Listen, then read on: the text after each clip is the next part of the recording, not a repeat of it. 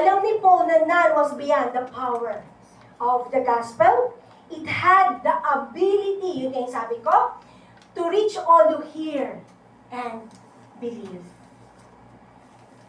Kaya nga, kahit saan siya pumunta, kahit siya tumingin, he saw those whom the gospel could reach. He was compelled to present it to all who would listen.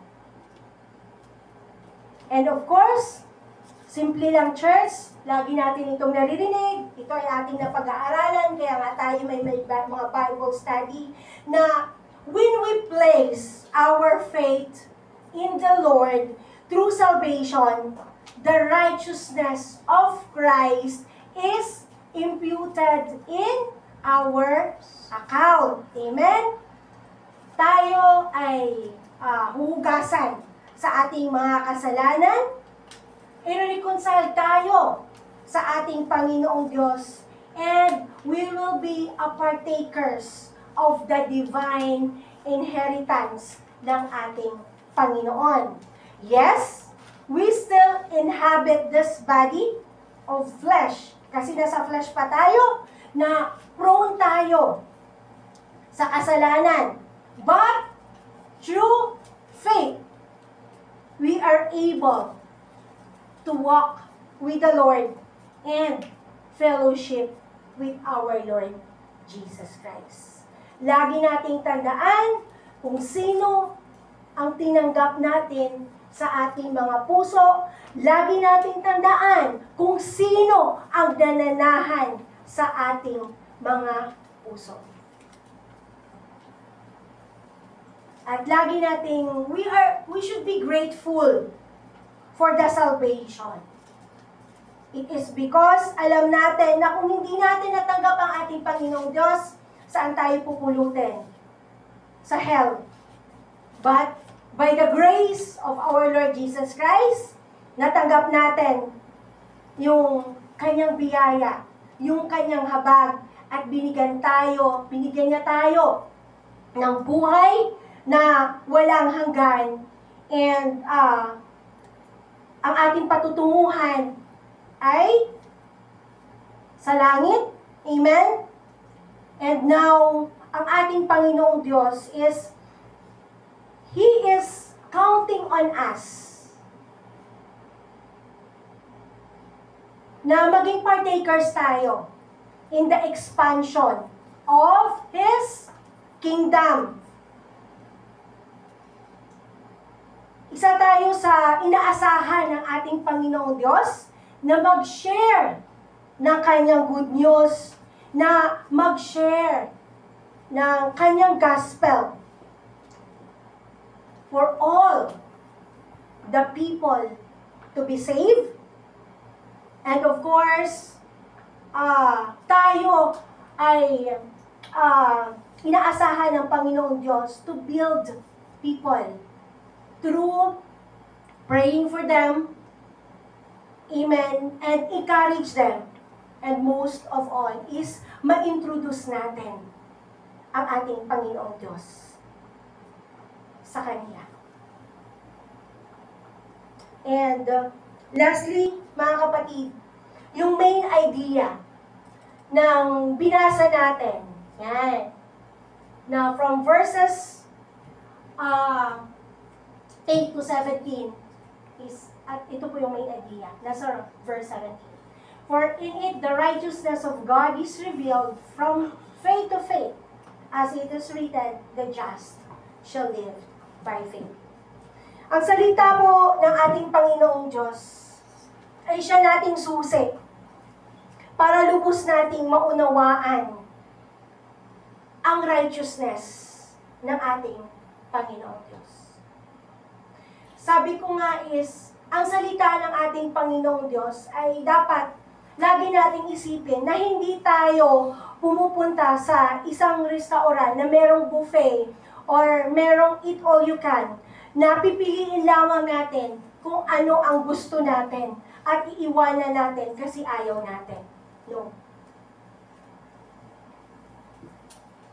Because the righteousness na ating Panginoong Diyos ay marireceive natin through faith and hindi po sa ating mga good works, hindi sa ating mga mabubuting gawa. Kasi yung ating mabubuting gawa, secondary lamang yung church. Bakit ba tayo nakakagawa ng mabuti? It is because ang Panginoong Diyos ay tinanggap natin. It is because ang ating Panginoong Diyos naranasan natin yung kanyang kabutihan. Kaya yung kabutihan yon na ibibigay natin sa kapwa natin. Amen po ba? And it's a gift available to everyone who believes. So church, ang dalangin ko is God will speak to all of us. That everyone will surrender his or her life and say that, Lord, how I can serve you. Kasi sabi nga kanina ni Ate Rona, surrender everything to the Lord. Remove those excess baggage. Kasi kung meron ka pa talaga na hindi mo maiwanan sa buhay mo, you could not serve the Lord wholeheartedly. Kasi hati ang attention mo, hati ang puso mo. So, nasaan ka? Kapatid, kayo lamang ang makakasagot niyan. But I pray to the Lord na sana maunawaan natin ang kahalagahan na buhay na walang hanggan na na-receive natin sa ating Panginoong Diyos at kung bakit tayo kinumission ng ating Panginoong Diyos sa bagay na ito. Amen. Tayong lahat po ay tumayo. Hallelujah. Father God in heaven, Lord, maraming pong salamat, Panginoon o Diyos, sa iyong salita, Panginoon o God, sa amin sa hapong ito. Lord, nawa, Panginoon o Diyos, ang iyong salita, O God, ito, Panginoon o God, ay tumimo sa aming mga puso't isipan. Maisurrender namin, Panginoon o God, ng lubos, buong-buo, Panginoon o God, ang aming mga buhay, Panginoon o God, sa iyong banal na harapan, sa iyong banal na paanan, Panginoon o Lord Jesus. At kung hindi pa natin na-receive, na-accept ng buong-buo sa ating puso ang ating Panginoon Diyos, akuin mo ang panalangin na ito. Father God in heaven, Lord, ako po ay isang makasalanan. At ako po, Panginoon o Lord Jesus, ay nagpapasalamat, Lord, dahil natagpuan mo po ako, Panginoon. Natagpuan mo, Panginoon o Lord Jesus, O God, ang buhay na ito na malayo dati sa inyo. Salamat, Panginoon o Diyos, sa buhay mo na inalay mo sa cross ng Kalbaryo upang matubos ako, Panginoon o God, sa lahat ng aking pagkakasala at sa kumunoy, Panginoon o God, ng kasalanan. Nagpapasalamat ako, Panginoon o Lord Jesus, O God, sa buhay na walang hanggan, na sinabi mo, Panginoon o God, sa John 3:16, O Lord Jesus, O God, na kung kami, Panginoon o God, ay tatanggap lamang sa inyo, Panginoon o God, Lord, we will be, Panginoon o God, a partaker, O Lord Jesus, O God, of your divine inheritance. Salamat, Lord, sa buhay na walang hanggan, Panginoon o God, na ibinigay mo, Panginoon, sa amin, O Lord Jesus. Salamat, Lord, sa kapatawaran, Panginoon o God, ng aming mga kasalanan, Panginoon o God. At patuloy kong dalangin, Panginoon o God, na hindi kami mawalay, hindi kami mawaglit, Panginoon o God, sa iyong mga kamay, Panginoon o God.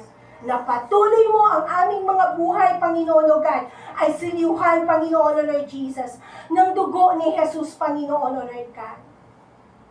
path, O Lord Jesus, O God, the right way, O Lord Jesus, into your holiness, Father God in heaven. Maraming pong salamat, O God. Thank you, Jesus. Thank you, Lord God. This we pray. Yes? Amen. Amen. Ngayon po, tayo po ngayon ay dumako sa ating tithes and offering. Pagbuksan niyo po ako sa ating Bible scripture mula sa Malakay chapter 3, verse 10. Sabi doon, bring all the tithes into the storehouse so there will be enough food in my temple. If you do, says the Lord of heavenly armies, I will open the windows of heaven for you. I will pour out a blessing so great, you won't have enough room to take it. Try it, put me to the test. Mga kapatid, ang pagbibigay po natin ng ating ikapot handog ay nagbibigay ito ng maraming lessons. Hindi lang lessons sa ating buhay, kundi blessings, great blessings sa ating buhay. Hindi lang tayo natututong magbigay, hindi lang tayo natututong magpuri sa Panginoon, kundi natututo tayo magpasalamat sa Kanya. Amen? At lalong nare-recognize natin kung gaano ka-generous ang Panginoon sa ating buhay. Alam niyo po ba, simula nung nag-start ako magbigay ng aking tithes and offering, doon nabuksan yung aking spiritual na pag-iisip, yung aking spiritual na mga mata, na hindi pala talaga madamot ang Panginoon. When I started giving my tithes and offering, sabi ko, Lord, ikaw na pong bahala sa aking sa aking tithe, sabi ko sa Kanya. And you know what, guys? Hindi lang pala ako ang mabibless, kundi pati ang aking family, yung mga tao sa aking paligid, at lalong-lalo na yung ating simbahan. Amen? So, sabi ko nga, na ang Panginoon pala, hindi lang pala siya financial na nagbe-bless, kundi binibigyan din ang bawat isa sa amin ng good health. Diba? Nakakaranas kami hindi kami nakakaranas ng sakit. Nagkakaroon kami ng blessing, nabibigyan, napoprovide lahat ng pangangailangan ng aking family. At lalong-lalo na mga kapatid, kung titignan natin ang left, right, up and down natin sa simbang ito, lahat ito ay galing sa offering natin. At dahil nagbibigay tayo, natutuwa ang Panginoon. Kasi nabibless lang, hindi lang ang simbang ito nabibless, kundi ang bawat isa sa atin. So I encourage everyone na sa ating pagbibigay, let us open our hearts with a cheerful heart na magbigay. Kasi ang Panginoon natutuwa siya sa mga anak niya na may cheerful heart na magbigay. So hindi ko po kayo pinipilit or pinupush na magbigay, pero kung ang Panginoon ay kumakatok sa inyong puso, give with a cheerful heart. Amen. Amen. So let us